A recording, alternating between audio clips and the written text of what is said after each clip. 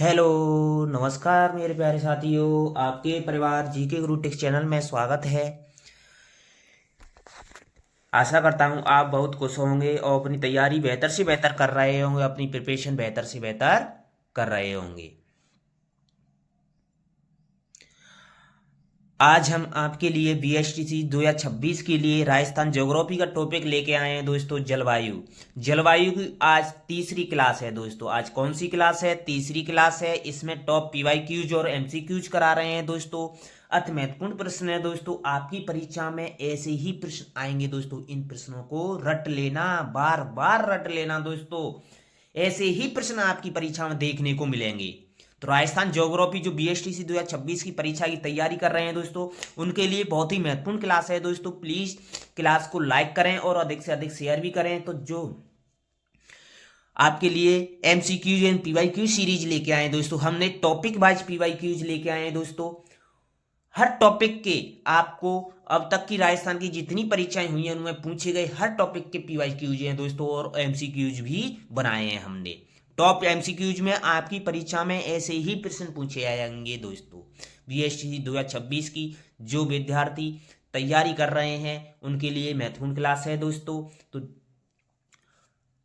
आप अपनी तैयारी को करते रहें और प्लीज वीडियो को लाइक जरूर करें और वीडियो को एंड तक देखें दोस्तों। जो भाई हमारे टेलीग्राम ग्रुप पर, व्हाट्सएप ग्रुप पर जुड़ना चाहते हैं वो वीडियो के डिस्क्रिप्शन में जाएं, हमने लिंक डाल रखी है, वहां से आप ज्वाइन कर सकते हैं, जिस पर आपको क्लास की पीडीएफ और भी महत्वपूर्ण जानकारियां हैं वो आपको टेलीग्राम चैनल पर ही मिलेंगी। तो आप वहां से ज्वाइन कर सकते हैं। हम इसमें एक क्वेश्चन कराएंगे, उसके साथ आपको व्याख्या भी कराएंगे। तो आपको एक क्वेश्चन के साथ साथ आपको कई सारे प्रश्न मिलने वाले हैं दोस्तों। एक क्वेश्चन की व्याख्या कराएंगे, बहुत सारे प्रश्न मिलेंगे आपको इस प्रकार। तो इस क्लास को शुरू करते हैं। क्लास का पहला प्रश्न आपकी स्क्रीन पर आ रहा है दोस्तों।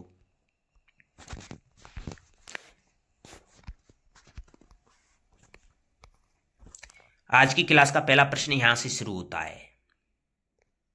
पहला प्रश्न दिखाई दे रहा है आपको, जैसा कि आपकी स्क्रीन पर है। औसत वार्षिक वर्षा के संदर्भ में निम्न में से कौन सा अवरोही क्रम सुव्यवस्थित है? आरोही अवरोही क्रम, आपको अरावली की जो चोटियां दे रखी हैं दोस्तों उनका आरोही अवरोही क्रम याद करके जाना है, उनसे क्वेश्चन बनता है दोस्तों। अब इस परीक्षा में पूछा है कि औसत वार्षिक वर्षा के संदर्भ में निम्न में से कौन सा आरोही और अवरोही क्रम व्यवस्थित है दोस्तों। इसकी सारणी हमने कल की क्लास में करा दी थी दोस्तों, क्लास नंबर 2 में। जो जलवायु की टॉपिक नंबर 2 है उसमें करा दी थी। तो आज क्वेश्चन है दोस्तों इसका। तो इसमें क्रम से देखे आएंगे दोस्तों, वो है आपका अवरोही क्रम, वो है आपका उदयपुर, पाली, बीकानेर, जैसलमेर में सबसे कम होती है। अवरोही क्रम है दोस्तों घटता हुआ क्रम, सबसे ज्यादा फिर कम कम कम, इस प्रकार घटता हुआ क्रम है। तो ऑप्शन 4 आपका इसमें सही जवाब हो जाएगा। व्याख्या देखना चाहते हैं तो अगली वीडियो में हमने डाल रखी है, इससे पहली वाली वीडियो में, वहां से आप व्याख्या देख सकते हैं। अगला प्रश्न है आपका, निम्नलिखित में से कौन से जिलों का समूह प्राप्त मानसूनी वर्षा की मात्रा के अनुसार अवरोही क्रम में सही ढंग से व्यवस्थित है? अवरोही क्रम में सही ढंग से व्यवस्थित है। धौलपुर, राजसमंद, जालौर, भीलवाड़ा, बाणा, सीकर, राजसमंद, जालौर, धौलपुर, पाली, जयपुर, भरतपुर। तो आपका इसमें सही जवाब होगा दोस्तों धौलपुर, राजसमंद, जालौर। ऑप्शन 1 आपका सही जवाब हो जाएगा। जी हाँ दोस्तों, 1 आपका सही जवाब हो जाएगा। जिन भाइयों ने अभी तक हमारी वीडियो को लाइक नहीं किया है उनसे प्लीज रिक्वेस्ट है वीडियो को लाइक जरूर करें। अगला सवाल दे रखा है आपका, निम्नलिखित में से किन जिलों के समूह को उनकी औसत वार्षिक वर्षा के अनुसार आरोही क्रम में व्यवस्थित किया गया है? इनका भी औसत वार्षिक वर्षा का आप देख सकते हैं टेबल। टेबल से आपको लिख लेना है, टेबल याद करके जानी है औसत वार्षिक वर्षा की, वहां से भी क्वेश्चन आपके लिए बन सकता है। बाड़मेर, बूंदी, सीकर, जोधपुर, राजसमंद, उदयपुर, जयपुर, चूरू, अजमेर, जोधपुर, उदयपुर, राजसमंद। तो इसको आरोही क्रम में व्यवस्थित कर रहेंगे दोस्तों, वो है आपका सही जवाब बनेगा। इसमें बनेगा वो आपका जोधपुर, राजसमंद, उदयपुर। ऑप्शन 2 आपका सही जवाब बनेगा। जी हाँ दोस्तों, ऑप्शन 2 आपका सही जवाब बनेगा। आप उसकी सारणी या टेबल देखना चाहते हैं दोस्तों, तो टेबल का आप स्क्रीनशॉट ले लीजिए, आपके लिए टेबल भी आपके सामने है। ये टेबल दे रखी है दोस्तों, जिलेवार औसत वार्षिक वर्षा दे रखी है दोस्तों। एक दृष्टि में आप देख सकते हैं किसमें कितनी है, आरोही अवरोही क्रम पूछा जाता है, टेबल का स्क्रीनशॉट ले लीजिए। अगले सवाल पर चलते हैं। आपका अगला सवाल दे रखा है दोस्तों, अगला सवाल है राजस्थान में निम्न में से कौन सा क्षेत्र सर्वाधिक वर्षा प्राप्त करता है? नागौर, बीकानेर, राजसमंद, चूरू। अब ये क्षेत्र दे रखे हैं, इन क्षेत्रों में से कौन सा क्षेत्र सर्वाधिक वर्षा करता है? तो वो करता है आपका राजसमंद। ऑप्शन 3 आपका सही जवाब हो जाएगा। जी हाँ दोस्तों, ऑप्शन 3 आपका सही जवाब हो जाएगा। अगला शब्द है आपका लू। शब्द से क्या तात्पर्य है? कई परीक्षा में पूछा जाता है लू। हमने पहली क्लास कराई है दोस्तों, उनमें लू के बारे में बहुत ही अच्छी तरह बताया है दोस्तों। तो लू थार मरुस्थल में चलने वाली हवाएं, धूल भरी एवं शुष्क हवाएं, स्थानीय गर्म हवाएं होती हैं दोस्तों। ये ऑप्शन 2 ही आपका सही जवाब हो जाएगा। जी हाँ दोस्तों, ऑप्शन 2 आपका सही जवाब हो जाएगा। जल राशियों से युक्त हवाएं नहीं होती हैं, सम गति से बहने वाली हवाएं नहीं होती हैं दोस्तों। तो ऑप्शन 2 आपका सही जवाब हो जाएगा। व्याख्या भी देख सकते हैं दोस्तों। व्याख्या दे रखी है आपके लिए, ग्रीष्म ऋतु में चलने वाली गर्म और शुष्क हवाओं को लू कहा जाता है दोस्तों। ध्यान रखना, लू के बारे में क्वेश्चन पूछा जाता है और आपकी परीक्षा में आ सकता है दोस्तों। मई जून महीनों में सूर्य की प्रखर किरणों से तप्त राज्य के भूभाग के वायुमंडल में कहीं कहीं संवहनिक धाराओं की उत्पत्ति हो जाती है। परिणामतः वायु भंवर उत्पन्न हो जाते हैं और लघु क्षेत्र इन्हें भूवलय कहा जाता है। अगला सवाल है आपका, राजस्थान में ग्रीष्म ऋतु में चलने वाली शुष्क, गर्म एवं धूल भरी हवाएं क्या कहलाती हैं दोस्तों? कई परीक्षा में पूछा भी गया है और पूछा जाता है लू के बारे में। तो ऑप्शन 1 आपका सही जवाब हो जाएगा, उसको लू कहते हैं दोस्तों।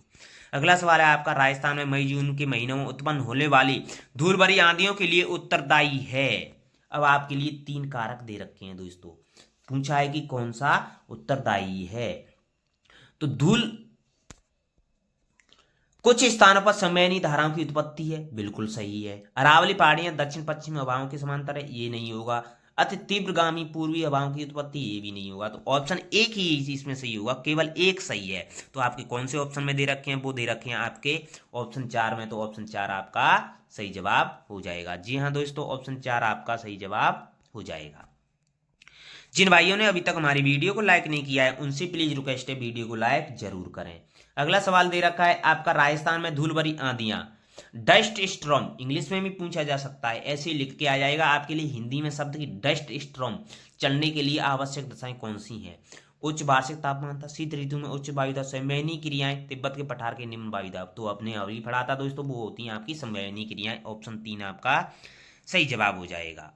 अगला सवाल है आपका, वो दे रखा है आपके लिए, राजस्थान के कौन से जिलों में अधिकतम वर्षा दिनों की संख्या पाई जाती है? टोंक, सवाईमाधोपुर एवं करौली, झालावाड़, कोटा, बारां, सिरोही, उदयपुर एवं राजसमंद। तो राजस्थान के कौन से जिलों में अधिकतम वर्षा दिनों की संख्या पाई जाती है दोस्तों? वो है आपका सही जवाब होगा, वो होगा आपका इसमें ऑप्शन 2, झालावाड़, कोटा और बारां। ऑप्शन 2 आपका सही जवाब हो जाएगा। अगला सवाल है, उससे पहले हम इसकी व्याख्या करा रहे हैं दोस्तों। व्याख्या दे रखी है, जिला स्तर पर वर्षा होने वाले दिनों की सर्वाधिक संख्या झालावाड़ में 40 दिन, बांसवाड़ा में 38 दिन तथा इससे कम, सबसे कम है दोस्तों जैसलमेर में, केवल 5 दिन ही वर्षा होती है। वर्षा के दिनों की संख्या भी दक्षिण पूर्व से उत्तर पश्चिम की ओर कम होती जाती है। इस लाइन को ध्यान रखना दोस्तों, इस लाइन से क्वेश्चन बन सकता है। अगला सवाल है आपका, मानसून पवनें ग्रीष्म ऋतु में बहती हैं पूरब से पश्चिम, दक्षिण से पश्चिम, समुद्र से स्थल, स्थल से समुद्र। तो वो जो मानसूनी पवनें होती हैं दोस्तों ग्रीष्म ऋतु में चलती हैं दोस्तों, वे चलती हैं समुद्र से स्थल की ओर चलती हैं। ऑप्शन 3 आपका सही जवाब हो जाएगा। व्याख्या देख सकते हैं दोस्तों, व्याख्या देख सकते हैं, वहां से आप मानसूनी पवनें होती हैं दोस्तों। मानसूनी पवनें मौसम के अनुसार चलती हैं। ये 6 महीने समुद्र से स्थल की ओर चलती हैं, 6 महीने, तथा 6 महीने स्थल से समुद्र की ओर चलती हैं। इसको ध्यान रखना। इनका क्षेत्र व्यापारिक पवनों का प्रदेश है दोस्तों। यह महाद्वीपों में महासागरों की विशेष स्थिति में वायुदाब की ऐसी अवस्थाएं उत्पन्न हो जाती हैं जिससे व्यापारिक पवनों का रूप भंग हो जाता है और उनका स्थान मानसूनी पवनें ले लेती हैं। ग्रीष्म ऋतु में ये पवनें समुद्र से स्थल की ओर चलती हैं, जिन्हें ग्रीष्मकालीन मानसून कहा जाता है। शीत ऋतु में ये पवनें स्थल से समुद्र की ओर चलती हैं दोस्तों, तो इन्हें शीतकालीन मानसून कहा जाता है। ये आपकी पवनें हैं। राजस्थान राज्य में न्यूनतम व ग्रीष्मकालीन तापमान आलेखित किया जाने वाला भाग है। अच्छा क्वेश्चन है दोस्तों, पूछा जा सकता है। दक्षिणी भाग, दक्षिण पश्चिमी भाग, दक्षिण पूर्वी भाग, उत्तर पूर्वी भाग।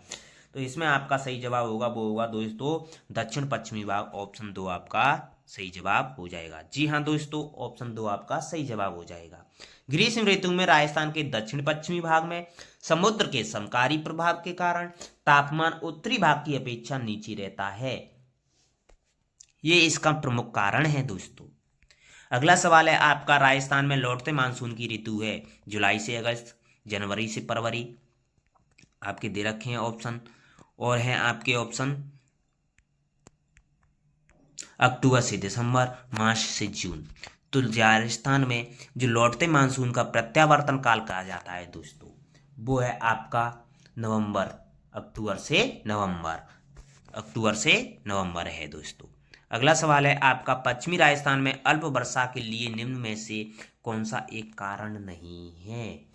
अगर पश्चिमी राजस्थान में कम वर्षा होती है तो उसमें से कौन सा कारण नहीं है। अरावली की अवस्थिति, वृष्टि छाया प्रदेश में अवस्थिति, मानसूनी आगमन के समय में अति उष्णता, ग्रीष्मकाल के दौरान उच्च वायु दाब। तो इसमें आपका सही जवाब होगा दोस्तों वो होगा आपका, इसमें अल्प वर्षा के लिए उत्तरदायी कारक नहीं, ग्रीष्मकाल के दौरान उच्च वायु दाब ये कारण नहीं है इसके लिए। ऑप्शन 4 इसमें सही जवाब हो जाएगा। व्याख्या भी देख सकते हैं दोस्तों, व्याख्या दे रखी है। पश्चिमी राजस्थान में मानसूनी वर्षा कम होने के कारण वनस्पति रहित आवरण, नग्न चट्टानें, अत्यधिक गर्म एवं शुष्क हवाओं के कारण संघनन की बजाय बाष्पीकरण हो जाता है, जिससे अपेक्षित आर्द्रता 90% से घटकर कितनी आ जाती है, 50% आ जाती है। सुदूर पश्चिम में सर्वाधिक वर्षा की परिवर्तनशीलता पाई जाती है इसीलिए। अगला सवाल है आपका, राजस्थान का न्यूनतम वर्षा वाला क्षेत्र है उत्तर पूर्वी, दक्षिण पूर्वी, पश्चिमी और दक्षिण पश्चिमी। तो इसमें आपका सही जवाब होगा दोस्तों, न्यूनतम वर्षा वाला क्षेत्र है दोस्तों वो है आपका पश्चिमी। ऑप्शन 3 आपका सही जवाब हो जाएगा। जी हाँ दोस्तों, जिन भाइयों ने अभी तक हमारी वीडियो को लाइक नहीं किया है उनसे प्लीज रिक्वेस्ट है वीडियो को लाइक जरूर करें। राजस्थान के किस भाग में सर्वाधिक वर्षा की परिवर्तितता पाई जाती है। सुदूर पश्चिमी भाग, उत्तर पूर्वी भाग, दक्षिणी भाग, उत्तरी भाग। तो राजस्थान में जो सर्वाधिक वर्षा की परिवर्तितता पाई जाती है दोस्तों वो है आपका पश्चिमी भाग। ऑप्शन 1 आपका सही जवाब हो जाएगा। अगला सवाल है आपका, निम्न में से कौन सा कथन राजस्थान के सर्दी मानसून के संदर्भ में सही नहीं है। अच्छा क्वेश्चन है दोस्तों, आपके लिए पूछा जा सकता है। हिमालय के उत्तर में एक अत्यधिक विकसित दबाव केंद्र सर्दियों में वर्षा को प्रभावित करता है। नहीं दोस्तों, ये तो नहीं है। समुद्री उच्च दबाव क्षेत्र से स्थलीय निम्न दबाव क्षेत्र की ओर हवाएं चलने लगती हैं जिससे बारिश होती है। ये राजस्थान के सर्दी मानसून के संदर्भ में सही नहीं है दोस्तों, यही हो जाएगा ऑप्शन 2 आपका सही जवाब हो जाएगा। इसमें ऑप्शन 2 आपका सही जवाब हो जाएगा। और भी ऑप्शन दे रखे हैं दोस्तों, देख सकते हैं, एक साथ ऑप्शन देख सकते हैं, आपके दे रखे हैं। वो आपके पहला है, हिमालय के उत्तर में एक अत्यधिक विकसित दबाव केंद्र सर्दियों में वर्षा को प्रभावित करता है। बिल्कुल सही है, ये तो है उसमें। समुद्री दबाव क्षेत्र के स्थलीय निम्न दबाव क्षेत्र की ओर हवाएं चलने लगती हैं, ये बिल्कुल नहीं सही है, गलत है। स्थलीय उत्पत्ति के कारण हवाएं शुष्क होती हैं जिससे वर्षा प्रभावित होती है। बिल्कुल ये भी है।